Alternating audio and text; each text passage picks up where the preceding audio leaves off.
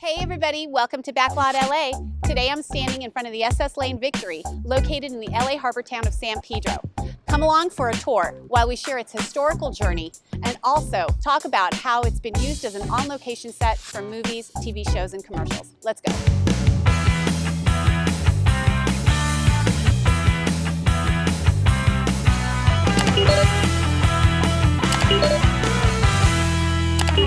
This is the SS Lane Victory class cargo ship built in LA's harbor in 1945. Victory ships were actually a class of cargo ships produced in large numbers during World War II. This is a rare surviving merchant marine ship and has been designated a U.S. National Historic Landmark. Preserved in 1989, it now serves as a floating museum in LA's harbor town of San Pedro. Backlot LA had an incredible opportunity to visit this remarkable ship and took a tour back in time. Not only did we learn about its distinguished wartime history, we also learned about its impressive and ongoing support to the entertainment industry. This is Christopher Scott, an enthusiastic, passionate, and dedicated volunteer on the SS Lane Victory. Chris was a wealth of knowledge about the ship's rich history. He was gracious enough to take us around, sharing stories of its celebrated past, as well as interesting tales of the daily life of a merchant marine. Chris is also a big fan of the ship's contribution to the film industry in LA. He was extremely knowledgeable of the different movies, TV shows, and commercials that have used the SS Lane as a location set. The list runs the gamut from TV shows to notable large motion picture films. Here are just a few of the major films that have shot here, which you might have already seen.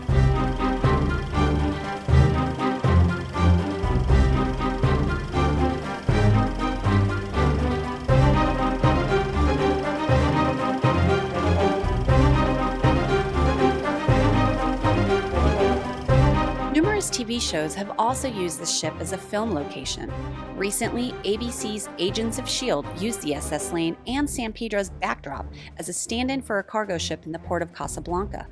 Chris was on hand for the shoot and gave us the inside scoop of how that production utilized the ship. Hey Chris, talk to us about Agents of S.H.I.E.L.D. All right, here we are. It was an exciting episode, Yes. right? Right. Winning friends and influencing people, I Right, think. yes. Okay, so we have this arch enemy blizzard that comes and freezes everything he touches. And so you'll see he touches the bow of the ship, that bollard on the headline, and the whole ship freezes in the port of Casablanca. It's amazing. We're in the port of LA, aren't we? Right. And so right here is where Sky finds him in her crosshairs. Oh, yeah. And she makes this fantastic shot, and we'll go down on the main deck and see where he actually goes over. Yeah. But so Blizzard would have stood here. Yeah. He's looking out. He turns around. Sky takes the shot, and boom! Blizzard goes over the side of the ship, through the ice, as you remember, down below at the water's edge.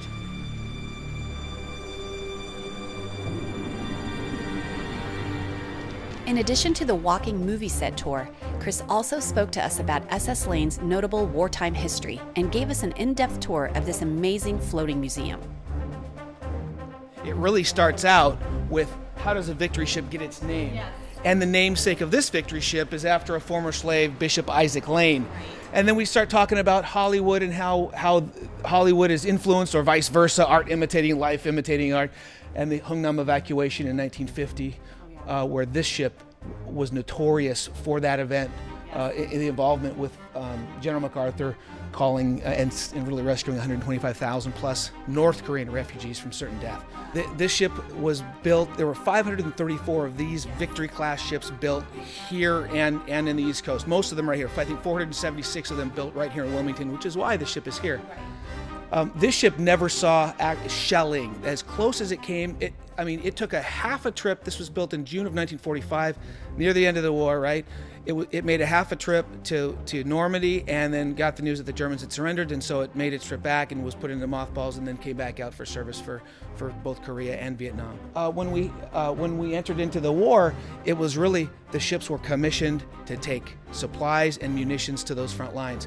And even today, you don't see, Janice Hahn has been instrumental in penning a bill right now in Congress to give those guys, those that are still alive, a little bit of a bump right here in that season of life.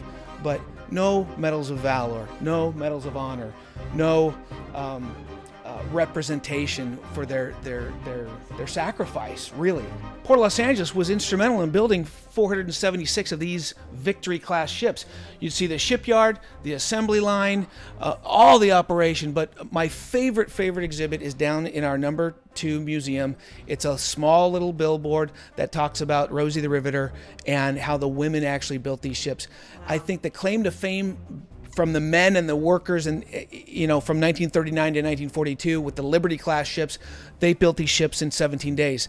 When they had the assembly line and the women, right, your men are at sea. Yeah. Anybody over 16 has a job as a merchant marine or mariner, right? And so the gals joined the workforce. From what I understand, 8,500 Rosies carpooled to the Port of Los Angeles and Wilmington and Cal Shipyard, and they built these ships in 5 days. Every 5 days, the assembly was completed, and they said one ship every day actually slid off and were taken upstream to put on the hatch covers, and then later the guns with the Navy armed guard. As we continued the tour, Chris was able to pinpoint specific locations on the ship and how some of the films utilize those areas. And so as we're walking through this area, you'll know and recall in Thin Red Line, you've got John Travolta, Nick Nolte, Sean Penn. Right. They were all over the ship. But this port side in particular, you'll recognize some of this structure in some of those shots. For NCIS, there was an episode where we were an oil derrick we talked about. They erected they called it a lightning strike. It was scaffolding here with a bright flashing light on demand. And this area, just under the lifeboats, actually, were where the guys took a hold of the ship to avoid from falling. Right. And this area right here was where we doubled as an oil derrick. The 12 hours that they were here shooting was actually about 7 seconds of usable film in that tiny little cameo appearance of the Lane Victory. As you look up toward the house, you've got an area where the winches are, and I know Benjamin Button, this is where Brad Pitt would have stood. It was before I was here, right. But he walks through this area. This door here. Can we get up there? Yeah, let's walk. Even though the SS Lane was parked in the LA harbor for this scene, director David Fincher added a CGI background of the Atlantic Ocean to depict the aftermath of the encounter with a German U-boat. If you recall a film where an Indian boy befriends a tiger in Life of Pi.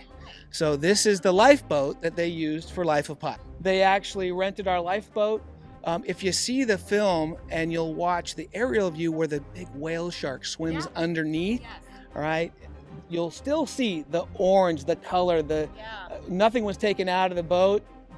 And so you'll see that they painted it, CGI added some elements, of course, and they took our lifeboat, and it's fully operating. We train a lot of the longshoremen coming out of some of the colleges to train on deploying from a working ship. So they took our lifeboat out beyond the breakwall for a couple of days and filmed that outside that federal breakwall.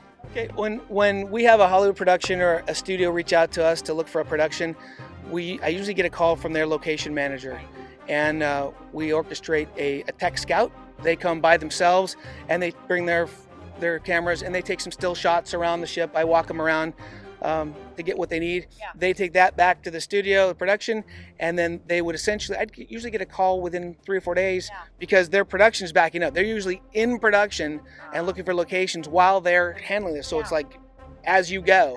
And because of our location, some of those location scouts have been here before because they don't necessarily work for one studio. They're freelance, and they know locations throughout Los Angeles, the LA area.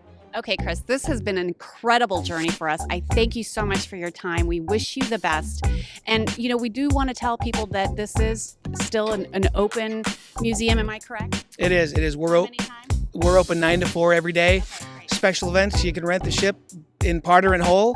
We're on the web, lanevictory.org. Schools, welcome. Please call us for your reservation. We hope you guys enjoyed this episode of Backlot LA.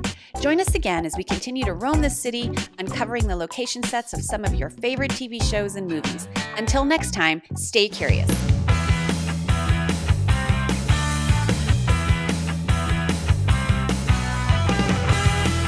Bye.